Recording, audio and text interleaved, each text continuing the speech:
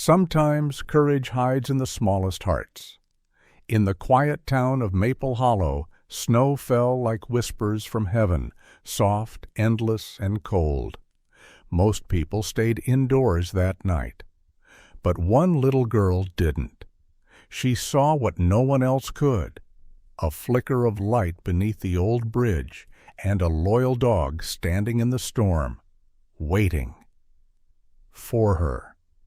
What happened next would uncover a secret buried deep beneath the ice, a secret that would test the strength of a child's heart, a fallen officer's hope, and a canine's unbreakable bond. Before we begin, thank you for sharing these moments of faith, courage, and second chances. Every story reminds us that sometimes heroes don't wear badges. Sometimes they wear fur. So if you haven't already, make sure you're subscribed and the bell's on, because the next story might just remind you that miracles often begin with love. The town of Maple Hollow slept beneath a heavy quilt of snow. Vermont winters had a way of swallowing sound, muting even the hum of the river that wound like a frozen ribbon through the valley. The houses sat huddled close, their roofs sagging under the weight of white, their windows glowing faintly with the tired breath of fireplaces. Beyond the last streetlight, where the plowed roads gave way to ice and silence, the forest began. Tall pines standing like sentinels over the frozen earth. The cold had teeth that night, the kind that bit through gloves and scarves and found its way into bone. Inside a small cabin at the edge of those woods, 10-year-old Emily Parker sat cross-legged by the living room window, chin resting on her mittened hands. She was a slender child, with a mop of light brown hair always escaping its braid, and blue-gray eyes that seemed too observant for her age, the sort of eyes that noticed what adults overlooked. Her pink winter coat hung loosely on her frame, torn at one sleeve, the cotton inside puffing out like wounded feathers. Emily had inherited the coat from her mother before the accident 2 winters ago. She refused to wear any other. Her grandfather, Harold Parker, was already asleep in the next room. A retired mill worker with a stooped back and rough hands, he was the kind of man who spoke little but loved deeply. Life had made him stern. The loss of his daughter and son-in-law in the car crash had carved quiet canyons in his heart. Yet he hid his tenderness behind the rituals of an old man, chopping wood, tending the stove, feeding the dog. The dog was Scout, a 7-year-old German shepherd with a coat the color of burnt gold and shadow. He had once served as a canine search and rescue dog with the Vermont Police Department until an avalanche training accident left a faint scar on his hind leg and a limp that never quite healed. Harold had adopted him afterward, saying the dog deserved peace. Scout never quite learned what peace meant, but he knew loyalty to his new family, and most of all, to Emily. He spent every evening by her side, a silent guardian, with intelligent amber eyes that always seemed to know what she was thinking before she did. That night the wind moaned against the windows like a lonely creature. Emily's homework lay forgotten on the table as she traced frost patterns on the glass. Outside, the pines swayed, their tops whispering secrets. Then, somewhere in the distance, she heard it. A low, drawn-out howl that didn't sound like any wolf or coyote she knew. It rose and fell with a strange rhythm, almost intentional. Scout's head shot up. His ears twitched, body tense, tail rigid. He let out a single bark, sharp and questioning. Emily turned to him. "Did you hear that too?" she whispered. Scout barked again, then padded to the door, nose pressed against the gap where the cold air slipped in. His low growl rumbled like thunder, trapped in his chest. Emily glanced toward her grandfather's closed door. She knew better than to wake him. Harold hated when she wandered outside at night, but curiosity, that unstoppable current that ran in her veins, was stronger. She grabbed her flashlight from the shelf and pulled on her boots, each step squeaking against the old floorboards. "Just a peek," she whispered. "If it's nothing, we come right back." Scout gave a soft whine as if arguing, then relented. Emily opened the door and was greeted by the hiss of snow sweeping across the porch. The air was sharp enough to sting her nose. Together, girl and dog stepped into the night. The moon was a pale disk behind clouds, casting a silvery haze over the landscape. They trudged through the drifts, Scout leading with his nose low, tracing something only he could sense. The howl came again, closer this time, from the direction of the old Maple River Bridge. Locals said it was cursed. It had once been the pride of the town, a wooden bridge with iron ribs that crossed the narrowest part of the river. But years of storms and neglect had left it sagging like a tired spine. Emily's flashlight beam wavered across the snow-covered path. The wind picked up, whipping her braid against her cheek. Then, for just a second, she saw it, a faint glimmer of light under the bridge, like the flicker of a dying lantern. It blinked once, twice, then again 3 quick flashes. Pause. One long. She didn't know Morse code, but her heart told her it meant something. "Scout," she whispered. "Someone's down there." The dog whined softly, then bounded forward, leaving deep paw prints behind. Emily followed, boots slipping on the icy slope that led beneath the bridge. The air grew colder the lower they went, heavy with the smell of iron and frozen water. Under the bridge, shadows clung to the beams like cobwebs. The river below had frozen mid-flow, its surface rough with trapped bubbles and fractures. Scout's nose brushed the ice, then jerked upward. He barked, once, twice, then sprinted toward a dark shape crumpled near one of the support pillars. Emily's breath caught. At first she thought it was a pile of clothes. Then the flashlight revealed a face, pale, bruised, dusted with snow, a man. He was tied at the wrists and ankles, the cords cutting into his skin. His uniform was dark blue, the sleeve bearing the torn patch of a police badge. "Oh, my God," Emily gasped. "Scout, it's a policeman!" Scout circled the man, sniffing frantically, whining. He pressed his muzzle to the man's face. There was a faint fog of breath.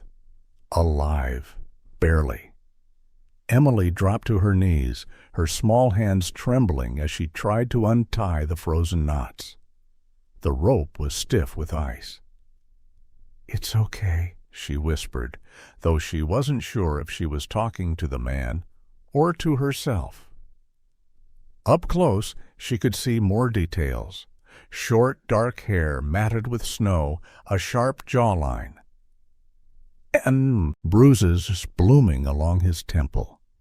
He looked young, maybe early 30s. Despite the injuries, there was a steadiness in his features, the kind of face that belonged to someone used to protecting others. Scout suddenly froze. His ears pricked, head snapping toward the far end of the bridge. A low growl built in his throat. Emily paused, following his gaze, but saw only the snow swirling in the dark. "Hello?" she called out, her voice quivering. No answer, only the wind. She tugged harder at the rope. The man stirred, a groan slipping from his cracked lips. His eyelids fluttered open, dull hazel eyes meeting her wide blue ones. For a moment he seemed not to recognize where he was. Then his gaze flicked past her to something behind, and fear shot through them. He swallowed, voice a rasp. "Run, Emily, run." The fact that he knew her name made her blood turn cold. "How?" She began, but before she could finish, a distant sound sliced through the storm, the rev of an engine, deep and guttural, growing louder. Scout barked furiously, standing between Emily and the direction of the noise. Headlights flared for a heartbeat somewhere up the hill, then vanished as quickly as they'd appeared. Emily's flashlight flickered. She turned back to the man, panic flooding her chest. "Hold on, we'll get you out." But the man's head had slumped sideways again, his breath shallow. Scout pawed at him, whining in distress. The girl's heart pounded. She wanted to scream for help, but the night swallowed every sound. Then, the echo of footsteps on wood, slow, heavy. Above them, Scout's hackles rose, a growl vibrating deep in his chest. Emily looked up at the dark underside of the bridge, her light trembling in her hands. Snow sifted down through the cracks in the planks like falling ash. Someone was up there, watching. For a long, breathless moment, nothing moved. Then a shadow crossed the slats overhead. A man's outline, broad shoulders, slow stride, disappeared toward the far end. The next sound was a door slamming, the engine roaring to life, and tires grinding against the ice. Emily flinched, clutching Scout's collar. The rumble of the vehicle faded into the distance, leaving only the hiss of snow and the hollow beat of her heart. "Scout," she whispered, voice shaking. "We have to go, now." The dog hesitated, torn between obedience and the unconscious man at their feet. He gave a short, mournful whine, then nudged Emily's leg. Together they scrambled up the slope, snow crumbling under their boots and paws. The wind howled louder, as if warning them not to look back. At the top of the ridge, Emily stopped and turned, her flashlight beam sweeping across the bridge. The flickering light under it had gone out. Only darkness remained. Far off, the sound of the engine roared once more, a deep, metallic growl swallowed by the storm. Then silence. The flashlight sputtered and died. And in that frozen stillness, the only sound was Scout's low, uneasy whine echoing beneath the bridge. The howl came again, distant but distinct, no longer a signal, but a warning. The storm did not let up that night. By the time Emily and Scout reached the cabin, her cheeks burned from the cold, her fingers stiff and red. She slammed the door shut and leaned against it, gasping for breath. Her grandfather, Harold Parker, appeared from the hallway, his gray hair sticking out in tufts and his eyes bleary from sleep. He wore a thick red flannel shirt and heavy wool socks, his face etched with lines that deepened whenever he worried, which was often. "Emily, what on God's earth are you doing out there?" he barked, though his voice trembled more with fear than anger. She tried to speak, but the words came out between sobs. There's someone under the bridge, a police officer. He's hurt, Grandpa. He's hurt bad." Harold's weathered face froze, disbelief shadowing his features. For a man who had seen wars, storms, and funerals, it took a lot to shake him. But this did. He grabbed his old lantern and heavy coat without another word. "Show me," he said simply, his voice gravelly but steady. Scout stood by the door, whimpering, snow melting from his fur. Together they trudged back toward the bridge, Harold leading the way with long strides despite his stiff knees. When they arrived, the world was silent again. The flickering light Emily had seen earlier was gone, replaced by the steady hiss of snowfall. The space under the bridge looked exactly as before, except for one horrifying detail. The man was gone. The rope, the footprints, even the blood-stained patch of snow had been wiped clean, as if the night itself had swallowed every trace. Only Scout seemed to pick up the scent, pacing and whining, tail low. "Emily," Harold murmured, scanning the shadows. "There's no one here." "But he was right there," she insisted, her small hand pointing toward the icy patch near the support beam. "He was alive, Grandpa. Scout saw him, too."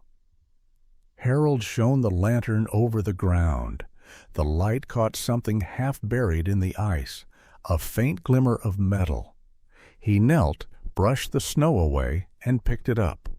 It was a small micro SD card, the kind used in police body cameras. The edges were scratched, a corner chipped. "You said he was an officer," Harold muttered, turning it over in his gloved fingers. "Then maybe this is his." Emily's heart thudded. "Can we see what's on it?" "At home," he replied, glancing toward the dark woods behind them. His instincts told him something wasn't right. The snow-covered path showed tire tracks, deep and fresh, leading away from the bridge toward the forest road. Whoever took him didn't want him found. They hurried back through the storm.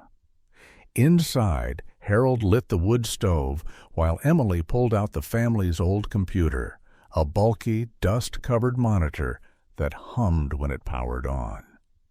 It had belonged to her mother back when she ran the small bookshop in town before the accident. Emily always felt close to her mother when she used it. Harold inserted the SD card into an adapter and clicked through the files. The screen flickered to life, revealing a video. The footage was grainy, the timestamp 4 years old. Snow again, but not this storm. Another winter, another rescue. A man's voice filled the speakers, firm yet calm. Unit 6 responding. "We have a missing child. Last seen near the riverbank." The camera panned, and there was Scout, younger, his coat darker and fuller, bounding through snowdrifts. A small boy's cry echoed faintly in the distance. The dog stopped, ears perked, then sprinted toward the sound. The camera followed, jostling as the officer ran behind him. When they reached the river, Scout leapt into the freezing water without hesitation and dragged a shivering child to shore. The voice spoke again, closer this time. "Good boy, Scout. I've got him. We're clear." Emily's breath caught. "That's him," she whispered. "That's the officer from under the bridge." Harold squinted. The man in the video looked younger, his features clearer now, strong jaw, determined eyes, uniform crisp. The badge number read D47. "Daniel Hayes," Harold said quietly, recognition flickering. "I've heard that name. He went missing last year. People said he vanished during an undercover case." Emily frowned. "Undercover?" Harold leaned back, eyes narrowing. "The Maple River used to be a smuggling route. Years ago, a patrol car burned up right on that bridge. They said it was an accident, but—" His voice trailed off. "The officer who died was investigating illegal cargo shipments. Some folks whispered that others on the force were involved." "Bad cops?" Emily asked. "Maybe not all bad," he said grimly, but some with debts too deep to pay. Scout let out a low growl near the window, his fur bristling. Harold turned off the light. Outside, a pair of headlights swept briefly across the snow before vanishing down the hill. Emily pressed closer to Scout, her small hand clutching his collar. "Get away from the window," Harold said softly. "If what we saw on that bridge is connected to this card, someone might come looking for it." The rest of the night passed in uneasy silence. Harold kept his rifle propped near the door while Scout lay awake, his amber eyes fixed on the window. When dawn finally broke, pale and thin, Emily's eyelids felt heavy, but her mind wouldn't rest. She couldn't stop thinking about the man under the bridge, his face half buried in snow, whispering her name like a plea. By mid-morning, the storm had settled into a quiet drizzle of sleet. Harold left to check the woodshed while Emily slipped into the small study. She inserted the SD card again, scrolling through the remaining files. Most were routine patrol footage, snowy highways, car stops, mundane reports. But one clip stood out. Its date was recent, just 2 nights ago. She clicked it open. The screen showed a shaky view of headlights moving through the forest. The voice, Daniel's, spoke in hushed urgency. "Recording for evidence. Meeting location confirmed near the Old Mill Road. 2 suspects, one identified as Hank Rudd." Emily froze. Hank Rudd owned Rudd's Garage, the only repair shop in town. He was in his 40s, always cheerful when fixing Harold's truck, always with grease on his hands and a joke on his lips. She had never seen him angry. The video crackled as Daniel continued. "Suspect linked to smuggling op, believed to involve officers inside department. Need backup if signal fails." The camera jerked. A shadow crossed the lens, then static. The final frame was of the bridge, half lit by headlights, before the recording cut to black. Emily sat back, heart pounding. She had heard adults mention Hank's name before, how he was doing well for a mechanic, how he'd bought new property near the quarry. But she never imagined he could hurt anyone, let alone a police officer. She turned toward Scout. "You knew him, didn't you? Daniel Hayes. You worked with him." The dog tilted his head, ears flicking. It was as if he understood. Harold returned, brushing snow off his shoulders. "The tracks from last night. Fresh. They lead straight toward town." Emily hesitated, then showed him the new video. Harold watched in silence, his jaw tightening. When it ended, he exhaled through his nose. "If this gets out, it'll tear this town apart, but it needs to be seen." "Maybe we can bring it to the police?" Emily suggested. Harold's eyes darkened. "Not until we know who we can trust." The wind rattled the window pane. Scout suddenly sprang up, ears sharp. A soft sound drifted from outside, a faint scratching at the door. Harold raised his rifle, motioning for Emily to stay back. Slowly, he opened the door a crack. A gust of cold air swept in, carrying flakes of snow. And something else. Scout pushed forward, whining low.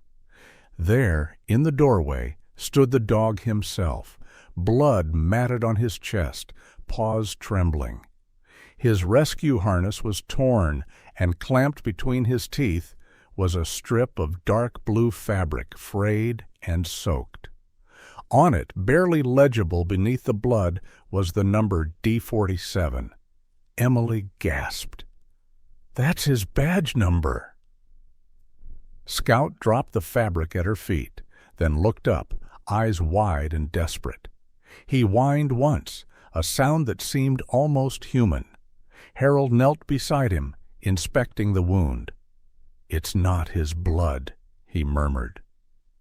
Emily's heart hammered. If Daniel Hayes wasn't dead, he was still out there, and in trouble. She met Scout's gaze, the reflection of the fire dancing in his amber eyes. "He's trying to tell us something," she whispered. Outside, the snow began to fall again, soft but relentless, covering the tire tracks, the footprints, and every trace of the night before. Somewhere beyond the bridge, a man fought to survive, and a little girl, her grandfather, and a loyal dog had just stepped into a secret far larger than any of them could imagine. The morning after the storm came sharp and still, the kind of cold that made sound brittle. The frost clung to the windows like lace, and outside the world was painted in white and silver. Emily hadn't slept. Scout lay curled by her bed, his fur stiff with dried blood, his breathing uneven.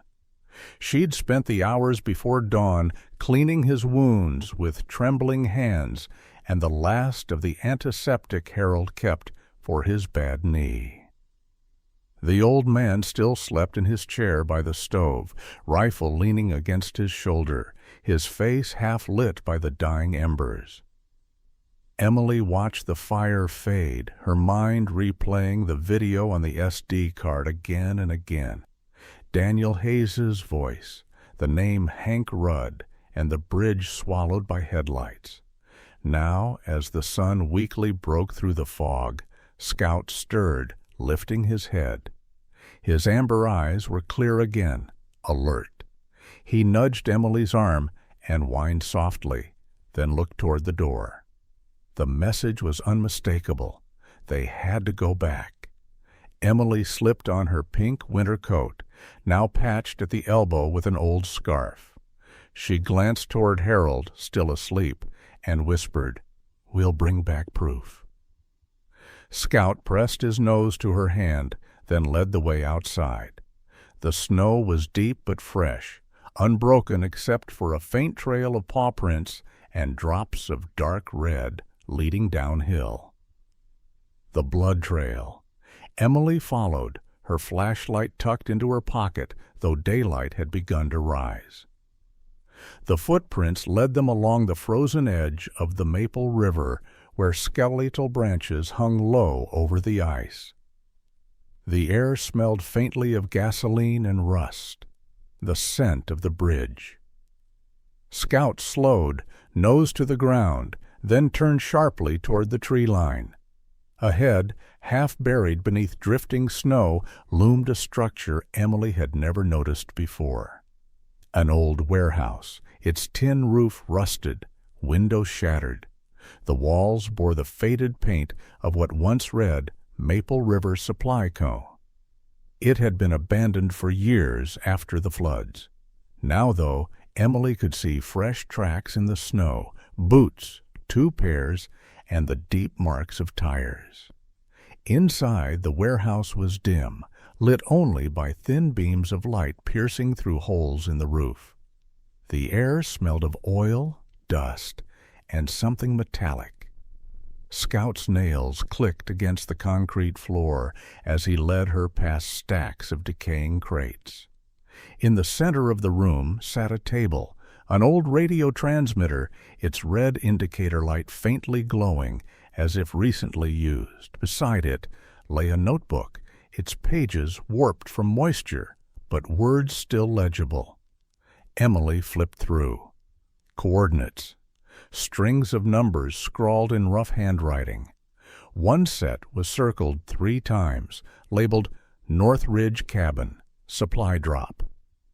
Before she could process it, Scout barked once, twice, then 3 short bursts followed by 2 long howls. Emily froze. It was rhythmic, deliberate. "Scout?" she whispered. The dog repeated it, 3 short, 2 long. She'd seen enough old K-9 manuals online to recognize the pattern. It was the emergency distress code. He was calling for backup. Then, voices. Emily ducked behind a crate just as footsteps echoed through the corridor. 2 men entered, their breath visible in the frigid air. One carried a flashlight, the beam sweeping dangerously close to her hiding spot. "You sure he didn't freeze out there?" the taller one said, his voice low and rough. He was bulky, with a beard flecked with gray, wearing a heavy canvas jacket smeared with grease. "He's tougher than he looks," said the second. A voice Emily recognized instantly. Hank Rudd. Even now, in the gloom, she could make out his familiar features. Close-cropped black hair, square jaw, and that same easy smile he always wore in town. Except now it was gone, replaced by something colder. Hank kicked a piece of ice from his boot. "We shouldn't have left him under the bridge that long. If he's alive, he's got that card. And if the girl saw us—" The taller man grunted. "You worry too much. The snow'll bury everything. Besides, no one's dumb enough to poke around this far." Hank turned sharply. "That girl isn't dumb. She's Harold Parker's granddaughter, stubborn like her mother." Emily's stomach clenched. They knew who she was. "Doesn't matter," Hank muttered. "Once we clean the North Ridge, no one will ask about Hayes again." The men moved deeper into the warehouse. Emily inched backward, careful not to breathe too loudly. Scout crouched beside her, every muscle coiled. When the taller man's flashlight swung near, its beam brushed against the metal of Emily's zipper. "Hey, what was that?" he barked, stepping forward. Scout growled low, and before Emily could stop him, the dog lunged.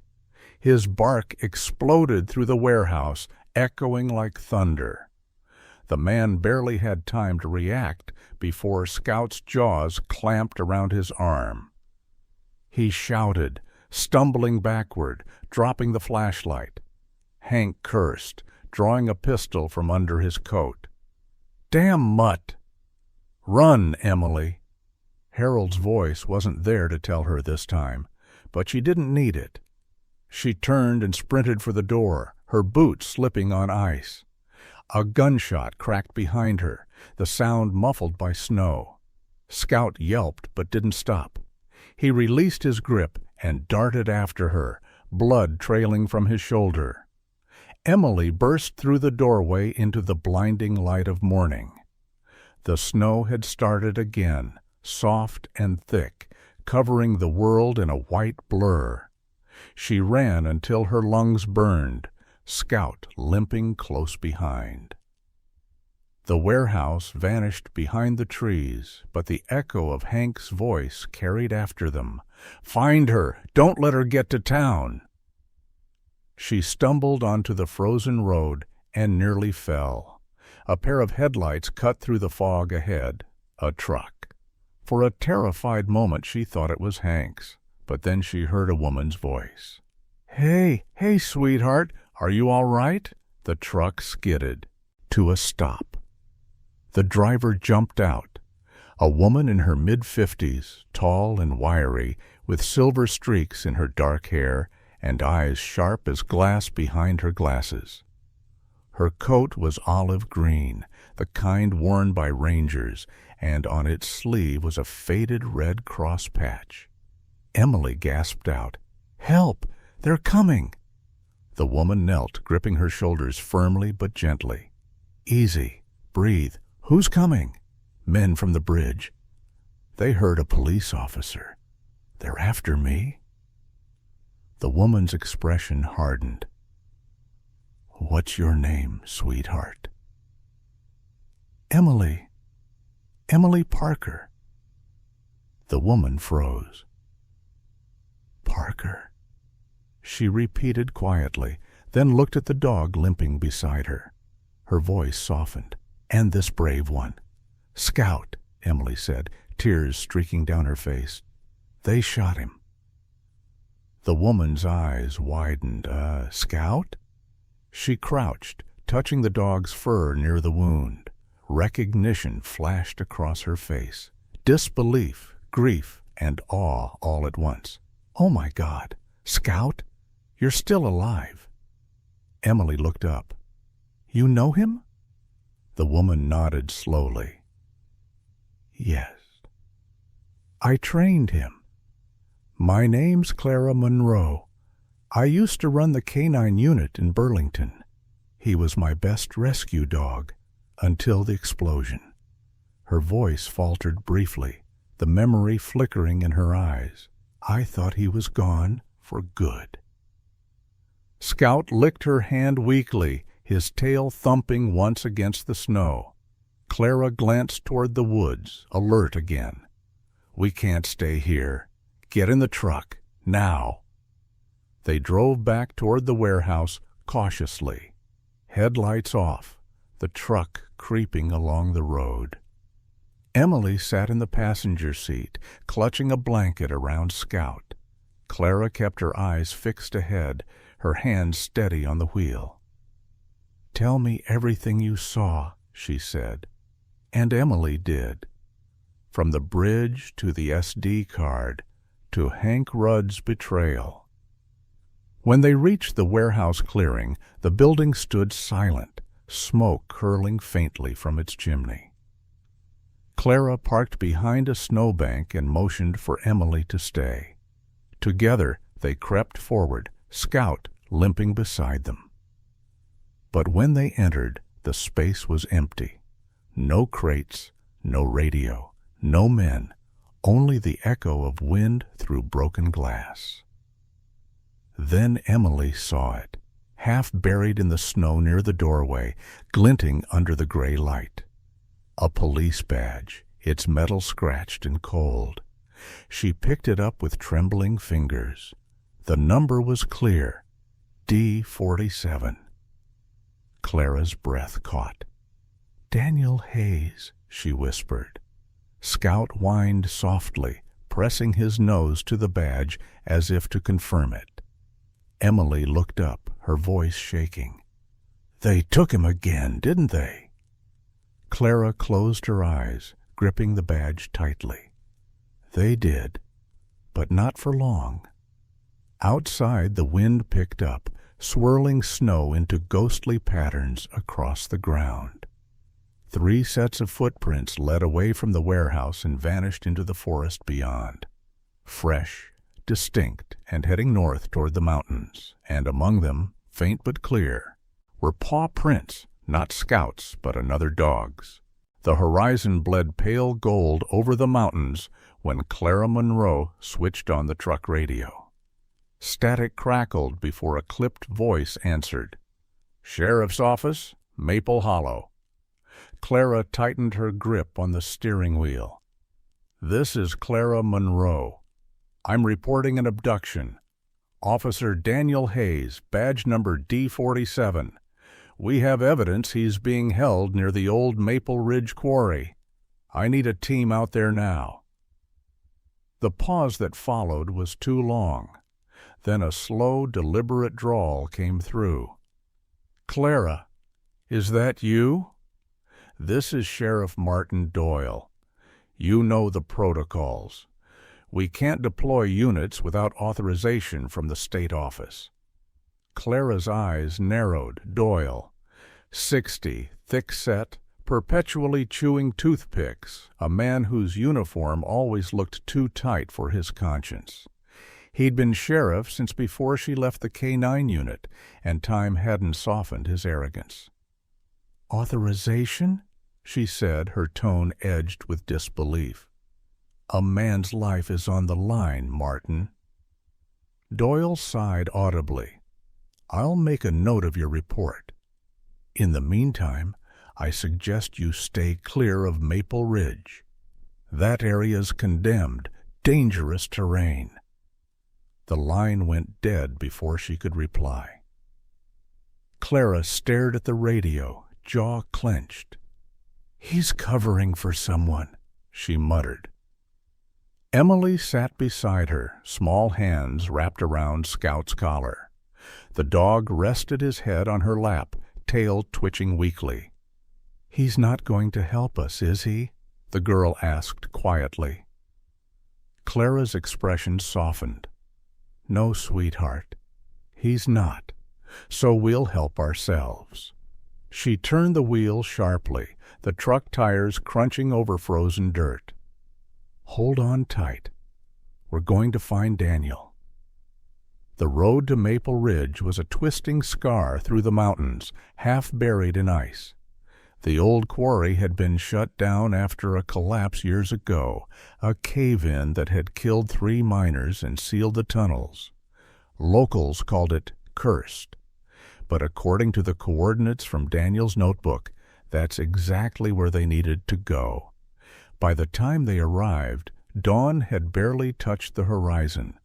The quarry spread below them like an open wound, the cliffs jagged and gray, the air heavy with the smell of damp stone. Clara parked near a rusted gate and checked her flashlight. "Stay close," she said, handing Emily a small pocket torch. "If we get separated, call out once, then stay put. Scout will find you." Inside the tunnel, the air turned bitterly cold, and their breath clouded in the darkness. Scout padded ahead, nose low, his ears twitching. The sound of dripping water echoed through the stone corridors. Emily shivered. "It's like the cave is breathing," she whispered. Clara nodded grimly. "Sometimes it feels that way." Deeper in, Scout stopped suddenly. His tail stiffened, his body trembling. Then a faint sound reached them, a groan, weak and human. Clara's heart kicked. "Daniel," she breathed.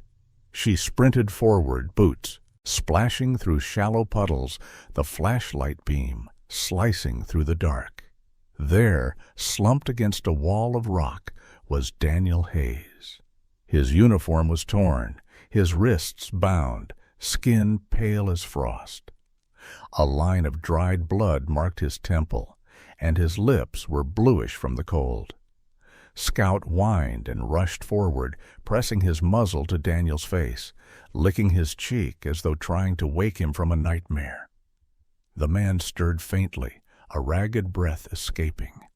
"Scout," he rasped. Clara knelt beside him, hands already working the ropes. "You're going to be all right, Daniel. Just hold on." She glanced up at Emily. "Grab that blanket from my pack." Emily obeyed, her fingers shaking. She draped the blanket over Daniel's shoulders as Clara checked his pulse.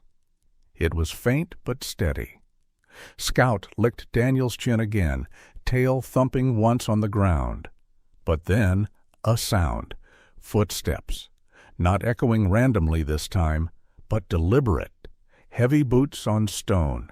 Voices followed, low and close. "You sure this is the right tunnel?" one said. Clara froze, her stomach dropping. Emily's eyes widened. "It's them," she mouthed. Clara pulled Daniel's limp arm over her shoulder. "Emily, take the flashlight. Stay behind me. Scout, quiet." The dog obeyed instantly, crouching low. The voices grew louder. Hank Rudd's gravelly tone drifted down the tunnel. "I told Doyle to keep her off our backs. Guess the old man's losing his touch." Another voice replied, younger, cocky. "Relax, Hank. Once we move the rest of the shipment out of here, we'll disappear for good." They were closer now. Clara scanned the floor and spotted a flare tube lying half buried near the rocks, emergency gear from the old mining days. She pulled it free and yanked the cap. The flare hissed to life, flooding the tunnel in violent red light. "Now!" she shouted. Scout lunged as the men rounded the corner. Hank's eyes went wide just before the dog collided with him, teeth sinking into his arm. The younger man fired a shot, the blast deafening in the narrow tunnel. The bullet ricocheted off stone, sparks flying. Clara ducked, dragging Daniel backward. "Emily, this way!" Emily stumbled after her, clutching the flashlight. Scout held his ground, growling, as Hank struggled to shake him off. "Get this damn mutt off me!" Hank roared. The younger man aimed again, but Clara hurled the burning flare toward them. It struck the wall, showering the tunnel in crimson sparks. The men flinched, momentarily blinded. "Go, Scout!" Clara yelled. The dog released Hank and bolted after her, blood streaking his muzzle. They burst out of the tunnel just as the first rays of dawn crept over the ridge. The cold air hit like a slap. Clara half-carried Daniel toward the truck parked near the gate. Emily ran ahead, fumbling with the keys.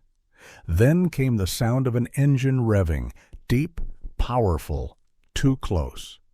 A black SUV shot from the shadows of the quarry, skidding across the ice. Hank was behind the wheel, face twisted in rage, blood soaking his sleeve. "Get down!" Clara shouted.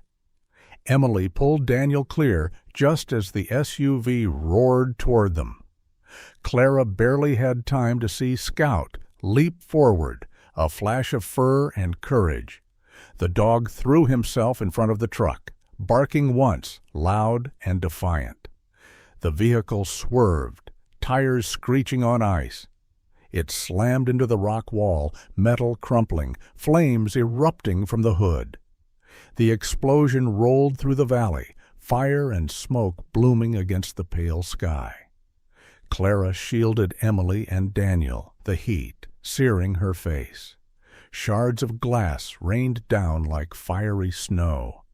When the noise faded, the SUV was nothing but a burning skeleton. Emily crawled forward, coughing. "Scout?" The dog lay a few yards away, still. His coat was gray with ash, his body limp. Emily dropped to her knees, tears spilling onto the snow. She gathered his head in her lap, whispering through sobs.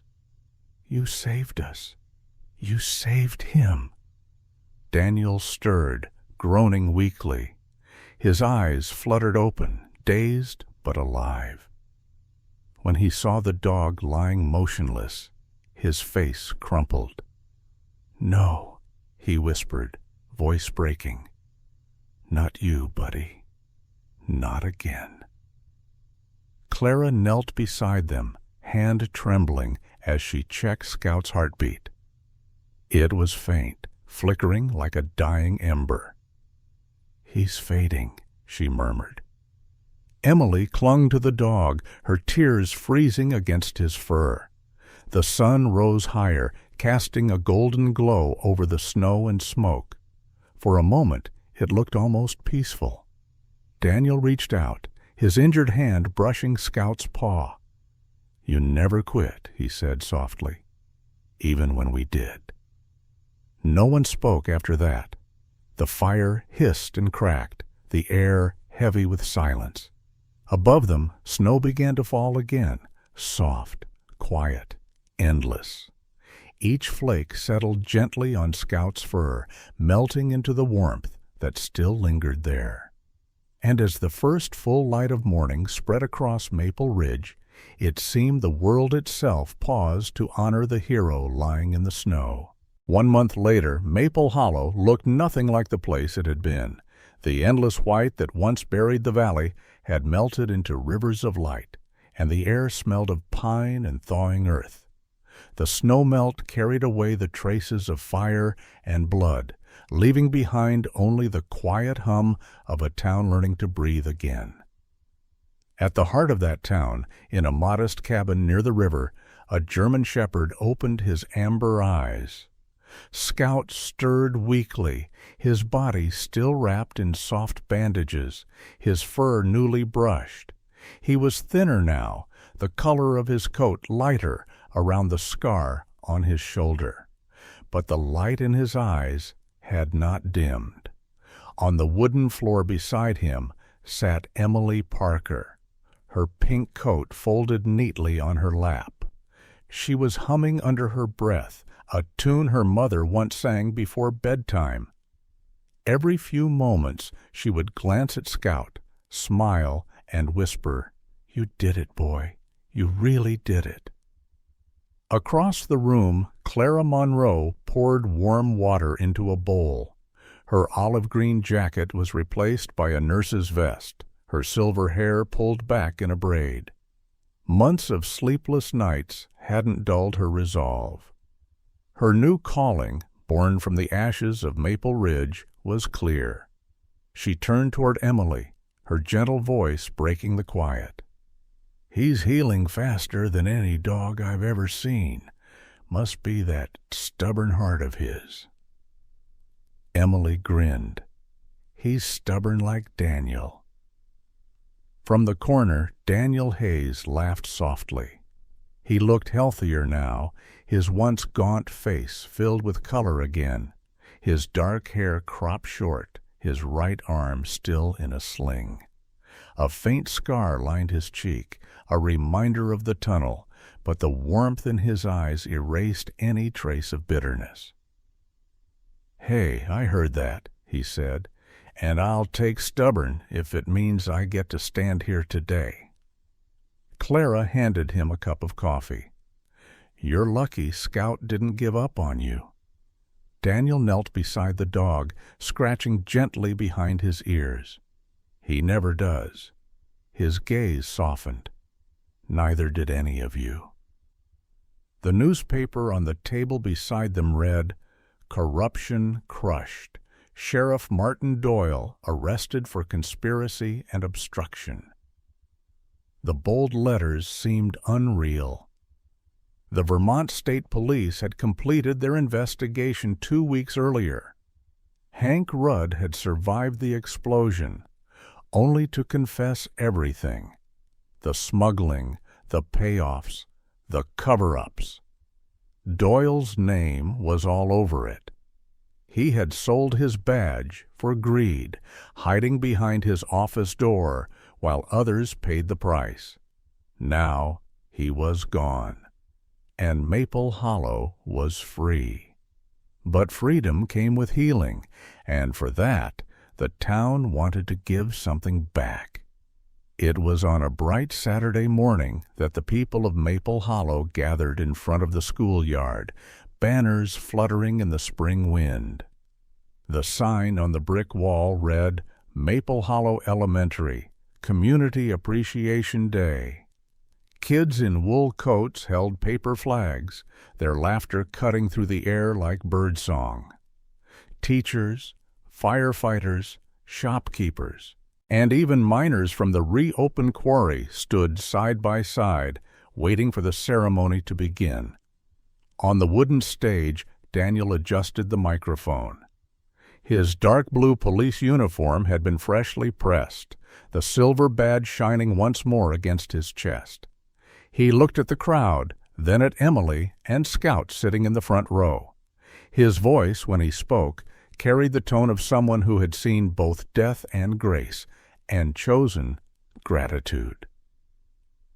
"Maple Hollow has always been a small town with a big heart," he began. "And sometimes it takes the smallest voices to remind us what courage really looks like." His eyes found Emily's. "When I was trapped under that bridge, I didn't think I'd ever see daylight again. But a 10-year-old girl refused to give up. She listened when others turned away, and she followed her heart even when fear told her not to. Because of her, and because of a dog who never stopped believing, I'm here." The crowd applauded softly. Clara wiped at her eyes discreetly. Daniel turned toward the little girl. "Emily Parker, would you please join me up here?" Emily hesitated, cheeks pink, but Clara gave her an encouraging nod. She stood, her pink coat swaying in the breeze, and walked up to the stage with Scout padding beside her. Daniel knelt to meet her at eye level, holding out a small golden medal. It glimmered with the engraving "Bravery Award, Maple Hollow Police Department." "This is all," Daniel said, fastening the medal around her neck, "is for reminding us that courage doesn't wait to be called upon. It just acts." Emily bit her lip, tears threatening to spill. "Thank you," she whispered, then looked down at Scout. "But it should really be his." Daniel smiled. "Oh, don't worry. We haven't forgotten him." He turned to the mayor, a petite woman named Ruth Calloway, known for her warmth and unshakable optimism. In her early 40s, she had short chestnut hair and eyes that always seemed to smile, even when the rest of her face didn't.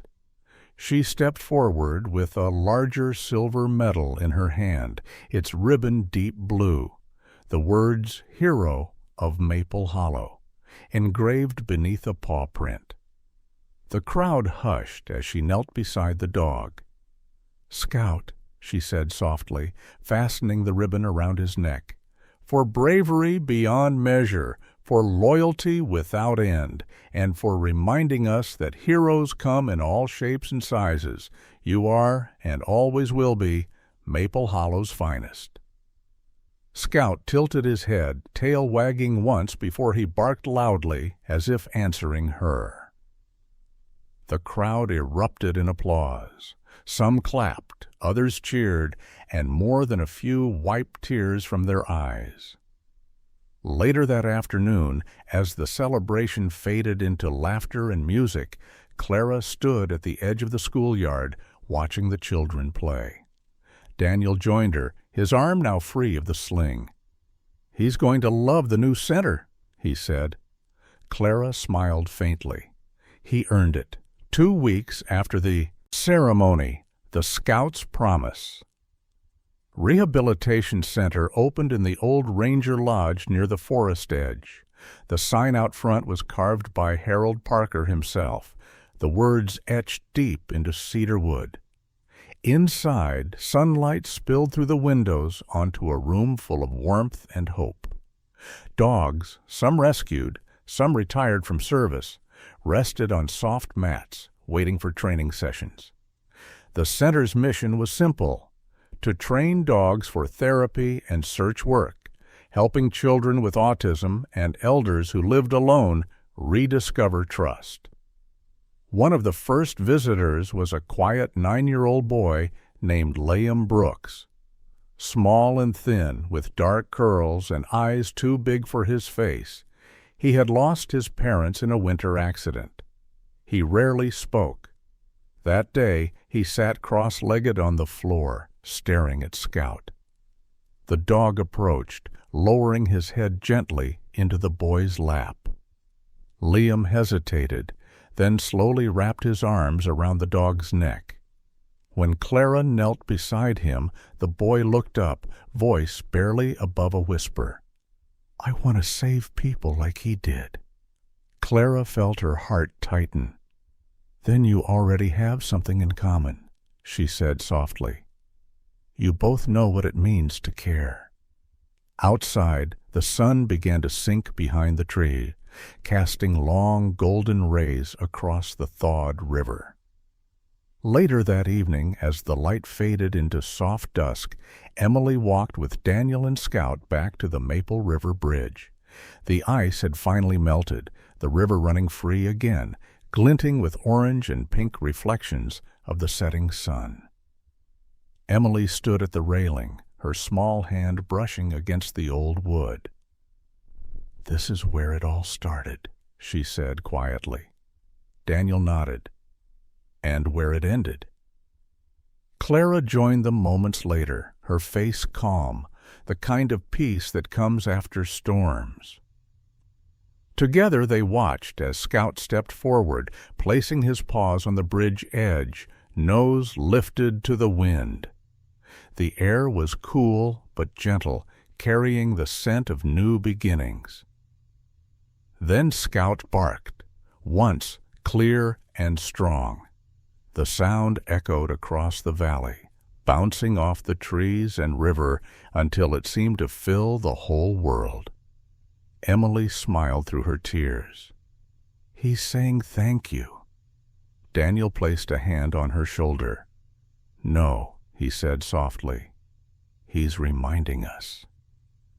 The breeze picked up, rustling the branches overhead, carrying the last traces of winter away.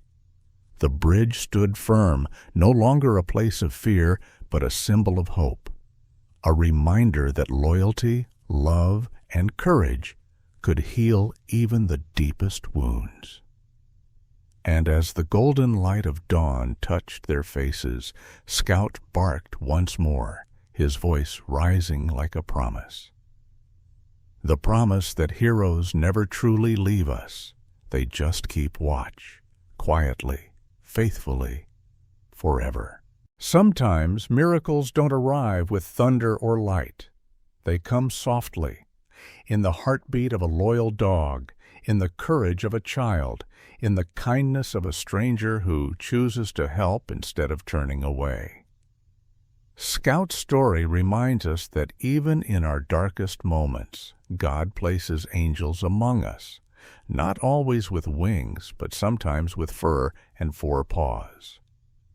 Faith is not just believing in what we cannot see.